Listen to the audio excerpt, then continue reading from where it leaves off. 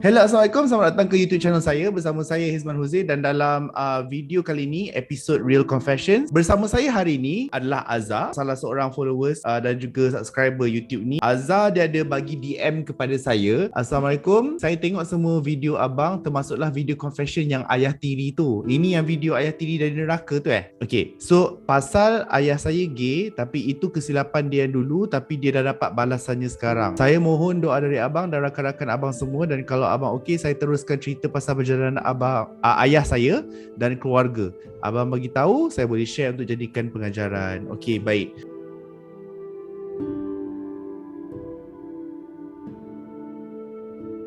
Pertama sekali, sebelum saya nak mulakan dengan soalan-soalan saya, Azhar, saya nak tanya, kenapa awak pilih untuk kongsi hari ni? Sebab saya tengok dekat TikTok, dekat Instagram kan banyak tau. Banyaklah kita tengok lelaki dengan lelaki. Diorang buat benda tu macam normal tau. Saya macam, benda tu salah. Benda ni sebenarnya dah berlaku lama. So, ayah pun buat juga.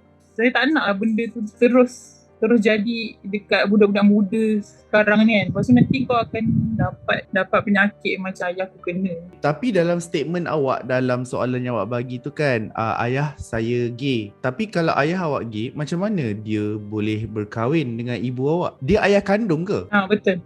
Dia ayah kandung. Mak ayah dah kahwin. Kita orang adik-beradik 3 orang. Yang dapat tahu benda ni dulu abang. Mula sekali kantai dia kata mak tak ada, mak kerja. Lepas tu abang ada kat rumah. Tak sure lah situation tu macam mana. Dia buka pintu bilik mungkin. Lepas tu dia kantai lah ayah dengan lelaki lah. Lepas tu ayah just minta maaf macam tu je lah. So abang memang pendam lah benda tu sampai sekarang. Cuma sekarang ni mungkin lah dia dah maafkan ayah kan. Sebab dia kata tu, itu dosa dia dengan Allah lah. Kita siapa macam mana nak hukum dia pun kan. Buruk macam mana pun dia tetap ayah kita kan. Yang saya pula, dulu saya nak masuk asrama, naklah ada phone kan. Ayah bagilah phone kat saya. Dia bagi phone tu, saya macam nak buka Google ada website porno tapi gay. That time pun saya macam, oh tak apa, kita husnuzon je. Mungkin tu orang lain punya phone ke, dia bagi saya ke kan. Macam tu lah. Time kecil dulu lah. Dan tu saya, mak ayah saya dah cerai. Dia bawa saya pergi rumah kawan lelaki dia. Dan tu dia tidur. So saya dah bangun. Time tu awak umur berapa? Darjah 2 macam tu lah kot. Kawan dia kat luar tengah buka PC, website porno juga. Tapi saya tak ingat lah porno pasal apa kan. Last sekali abang nombor 2. Dan tu ayah dah duduk sendirilah. Dia datang rumah. Abang datang rumah ayah kan. Buka pintu, ayah tengah pakai tuala. Lepas tu lagi seorang kawan dia dekat dalam bilik. Tapi kita orang masih still husnuzon sampailah one day ni dia sakit. Bila dia sakit, kita tak expect lah apa-apa kan. Bila kita tanya, dia kata dia dah pergi check hospital. Dia kata tak ada masalah apa-apa, semua negatif. Makin hari makin teruk. Dia makin drop out kesihatan kan. Hantar pergi kampung, pakcik kata dia ni kena sangkak angin. Macam okey lah, berubat lah dengan ustaz kan. Bila dah berubat sama juga. Lepas tu kita orang ambil lah dia. Sebabnya dekat kampung tu dia duduk rumah makcik. Bila sampai je rumah, dia makan bubur satu sudu. Lepas tu sudu kedua tu tak boleh masuk. Lepas tu dia muntah semua. Lepas tu dia makin kurus. Jomlah kita bawa lah ayah. Ayah ni macam dah teruk sangat kan. Bawa ke hospital, check swab test semua. Dah masuk ward, baru doktor bagi tahu hal betul. Ayah ada HIV, hepatitis A dengan B, lepas tu syphilis. Punca dia HIV je, so dia dapat penyakit yang lain. Dia batuk tu TB lah kan. So memang dah lama ada batuk tu. Tapi kita tak expect lah yang dia ada HIV tu kan. Yang perbuatan sumbang dia tu sebenarnya dah lama lah dia buat. Dah kantai tu pun sedih lah sebenarnya. Tak sangka lah kan. Tak tahulah salah siapa yang dia boleh jadi macam tu. Ayah awak bersama dengan awak lagi ke? Sekarang ni dia dekat hospital lagi lah. Tengah tahu jugalah. Tengah bertarung nyawa. Tapi saya kesian kat mak lah. Saya tahu pun sebelum saya kahwin, saya tanya, mak kenapa cerai dengan ayah kan? Bila dah besar ni baru nak tanya, nak tahu kan. Yelah, sebab awak pun nak kahwin kan? Ayah kau 5 tahun tak sentuh mak. Dia kata dia mati pucuk. Ayah kau tu kan banyak sangat kawan lelaki. Bila kawan lelaki dengan lelaki tu, kau faham lah apa yang mak cakap ni. Start situ saya macam, oh maksudnya apa yang aku tengok kat phone sama ni, dia bawa aku jumpa kawan dia tu sama ni, oh benda ni lah rupanya. Tapi saya tak tahulah puncanya dia jadi macam tu sebab mak ke ataupun kurangnya didikan agama untuk dia ke. Saya pun tak tahulah. Tapi masih dia ada anak kan. Mak awak cakap dia tak sentuh dia selama 5 tahun tu. Saya tak tahu kenapa ayah awak kahwin in the first place. Kenapa ayah awak kahwin in the first place? Mak cakap mak kahwin dengan ayah sebab nenek tentukan. Itulah masalahnya. Apa impact dia kepada mak awak? Mak dia bertahan lah demi anak-anak kan. Tapi yang nakkan perceraian ni ayah. So mak tak nak pun. Sebabnya dia mungkin fikirkan anak-anak dia nak membesar kan. Dulu pun abang kata satu rumah ada 3 bilik. Satu bilik mak, satu bilik abang, satu lagi dia sewakan untuk kawan lelaki. Bagi saya, mak saya kuat lah. Dia ajar anak-anak dia pun bagus. Dia boleh lah jaga anak dia betul-betul. Cumanya abang saya yang nombor 2 tu dia macam memberontak sikit lah. Memberontak sebab apa? Sebab perceraian ni lah. Mulalah stres ikut kawan buat itu ni. Tahu je lah budak-budak muda kan. Ahli keluarga yang lain tahu? Tak. Abang sulung saya cakap tak apa, kita tak payahlah beritahu tu aib dia kan, tak payahlah beritahu kita je. So kalau adik-beradik ayah yang lain tanya, semua beritahu cakap dia sakit ada kuman kat paru-paru macam tu lah. Kita tak nak dia kan. Saya nak bawa dia pergi hospital mula tu pun dia tak nak, tapi dia dah tak daya tau nak tolak. Dah dia pun lemah kan. Dia cakap dengan saya dalam kereta, kita nak pergi hospital ke? Ayah takut cakap macam tu. Lepas tu saya pun tadi dah fikir, bila dah tahu pasal HIV ni kan, selama ni mungkin lah ayah tu takut nak pergi hospital check sebab benda ni kot. Dia tak nak kantai dengan anak-anak dia kan. Kenalah balasan dia kan. So saya tak nak lah dengan orang yang budak-budak kat TikTok tu. Korang buat benda macam ni yang dapat apa tu? Dapat sakit lah ujung-ujung hidup kau. Kau nak macam tu. Faham? Saya ni bukan nak defend kesalahan orang ataupun kebatilan apa semua. Memang agama Islam ni dia simple lah. Yang macam betul-betul salah-salah. Dia tak dia tengah-tengah. Kalau yang ambil tengah-tengah tu, itu adalah kafir yang sebenar. Kita boleh refer dekat surah 4 ayat 150 dengan 151. Sama ada ini ataupun ini. Kalau ambil tengah-tengah tu, itu pun tetap salah juga. Tapi saya takut ada orang komen dekat bawah ni kata Azhar awak mempunyai stigma terhadap pesakit-pesakit HIV lah. Sebab HIV itu bukan sahaja naluri gay ataupun LGBT, tetapi boleh juga terkena pada orang-orang yang lain juga yang tidak semestinya mengamalkan kehidupan LGBT kan.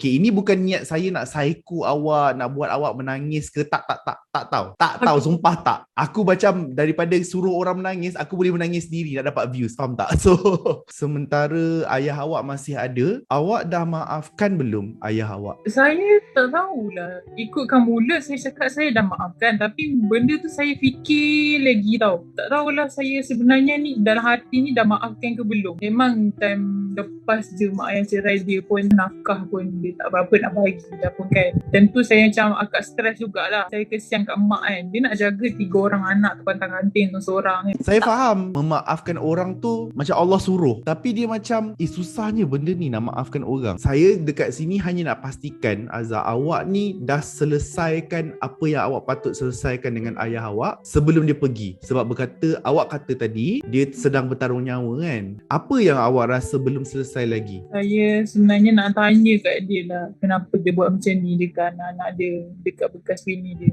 Nak tanya tu je lah, tapi saya macam takut nak tanya tau. Walaupun time tu dia tak sedar, saya macam minta maaf macam tu je lah. Sebabnya kalau kita nak cakap dengan dia time tu pun dia macam dah tak faham sangat. Baru je tadi abang update, dia dah sedar, dah gerak-gerak tangan lah, tapi mata tutup lagi. Awak, Azhar awak dah kahwin, ada anak? Ada 8 bulan. Awak bila budak tu dah lahir, mesti awak macam, ya Allah, bolehkah aku jaga budak ni betul-betul? Betul tak? Betul. Jadi maksudnya apa dekat situ? Awak perlu faham dan juga hayati yang dia adalah seorang manusia. Seperti mana awak juga yang ada anak 8 bulan yang kau sendiri pun takut aku tak boleh jadi ibu yang sempurna. Faham tak? Semua manusia tak perfect weh. Sekarang ni adalah macam mana nak mencari jalan untuk memaafkan ayah awak yang sekarang ini masih lagi hidup. Bukan dengan kata-kata di mulut, tetapi memaafkan dengan hati dan juga tindakan. Pada pendapat saya, kalau awak betul-betul memaafkan ayah awak, video ini tidak akan berlaku. Betul tak? Betul tak Azhar? Betul-betul. Kalau betul saya maafkan, mesti saya dah lupakan benda ni. Apa dia yang kamu tak puas hati sangat tu sampai video ini terhasil? Saya rasa mungkin sebab kenapa aku tak boleh ada family macam orang lain. Kita happy tengok diorang sayang ayah diorang, buat video dengan ayah, dia happy dengan mak kau kan. Sampai aku, kenapa aku macam ni? Saya rasa lah mungkin sebab tu kot saya macam lari pergi duduk asrama, tak nak duduk dengan mak. Sebab awak rasa keluarga awak pelik macam tu? Ya kot. Kita sedih tau bila tengok mak kita seorang-seorang cari rezeki. Lepas tu biasalah ibu tunggal. Orang mesti akan mengata walaupun mak kita tak buat salah. Faham tak? Mak saya niaga je. Itu je orang kata, kau menggatan dengan laki aku. Sedangkan orang tu yang datang kat tempat mak berniaga. Macam tu lah. Nasib baik orang tahulah ayah saya ni macam mana kan. Macam kita je yang tahu. Saya ingatkan bila awak kontak saya ni, ayah saya dah dapat pembalasannya dan sebagainya. Ingatkan ayah awak dah meninggal. Rupanya belum lagi. Awak tak payahlah minta explanation kepada ayah awak sekarang tu, kenapa dia buat begitu. Sementara dia masih sedar, hanya perlu cakap kepada dia, ayah, saya maafkan ayah. Ikhlas bukan di mulut tetapi di hati. Dosa yang dia buat adalah antara dia dengan Allah. Bagilah dia 1 ataupun 2 saat untuk dia rasa tenang kejap di atas dunia ni. Anak dia dah maafkan dia. Lepas tu bila dia dah meninggal dunia tu, itu dah jadi hak Allah dah. Kamu jangan lupa yang macam walaupun bapak kamu macam tu, kamu dahulu dia pernah peluk, dia pernah besarkan, suap awak makanan, dia sayang awak. Wa'imah kita benci mak bapak kita macam mana pun, diorang besarkan kita. Dan the fact that korang boleh tengok video ni sekarang adalah korang masih hidup, maksudnya they did their job already. Diorang dah buat tugasan mereka untuk pastikan kita selamat. Betul. Betul kan? Kenapa lagi kamu tak boleh nak maafkan ayah kamu? Mungkin sebab tu je lah kot. Saya macam tak boleh terima. Ayah orang lain elok je normal. Kenapa ayah aku macam ni? Itulah. Azhar, jawapan dia sebab kita semua ada ego. Kita nak bertuhankan siapa ni? Allah suruh maafkan, tetapi ego cakap jangan. Memang betul. Video yang saya paparkan sebelum ini tentang ayah tiri dari neraka tu, saya letak title macam tu sebab memang ayah tiri dia memang daripada neraka. Ya? Itu dah di luar jangkaan, dah lupa iblis dah tu. Ayah kamu buat apa yang teruk sangat ayah kamu buat kepada awak Azhar? Dia hanya menzalimi diri dia sendiri je. Betul. Betul kan? Sebab tu Azhar, saya ada dengar sikit lah macam bila awak bercakap tu kan, macam ada sedikit-sedikit berbaur kebencian kepada sebuah kelompok manusia. Dan kelompok itu adalah, saya bukan nak mengiyakan golongan LGBT, tidak. Orang macam dia benci sangat kepada sekumpulan manusia ataupun sebuah pattern manusia ni ada sebab. Kenapa mereka membenci? Kamu menjalani kehidupan peribadi yang traumatizing. Sebab itulah ada orang menjadi racist. Sebab itulah ada orang mempunyai prejudice. Ustaz-ustaz semua jahat sebab dia pernah diperlaku salahkan oleh orang-orang yang labelnya ustaz. Sampai bila kita nak membenci Azhar? Membenci tu dia makan jiwa tau. Hidup kamu akan sentiasa sakit. Dan disebabkan kebencian itulah yang menjadikan kita bitter, jadi kita salty, tengok orang tu penuh prejudice. Awak mesti, kalau kawan-kawan awak, Wa'imah dia dah buat kebaikan macam mana pun kepada awak dan juga keluarga, saya dapat rasakan lah, macam kalau dia confess kepada awak yang dia gay, mesti awak benci dia terus, betul tak? Mungkin macam tu lah. Tapi bila kita kena fikir balik kan, takkanlah sebabkan salah dia yang satu, 10 kebaikan dia kita lupa kan. Samalah Nazir, ya Allah Azhar, awak telah memberi jawapan kepada diri sendiri. Perasan tak? Perasan. Saya pun tak patut kot nak hukum dia. Dari dia juga saya datang. Dia juga yang jaga saya walaupun tak sempurna kan. Dia lah manusia. Siapa yang sempurna? So kita nak benci kelompok yang lebih kurang juga. Padahal tak sama lah macam kita. Islam tu adalah menjadi sejahtera. Kalau diri kita Islam tetapi menyimpan dendam, itu bukan Islam. Yang namanya Islam dan mengatakan dirinya sudah sejahtera mempunyai dendam dalam hati. Mustahil.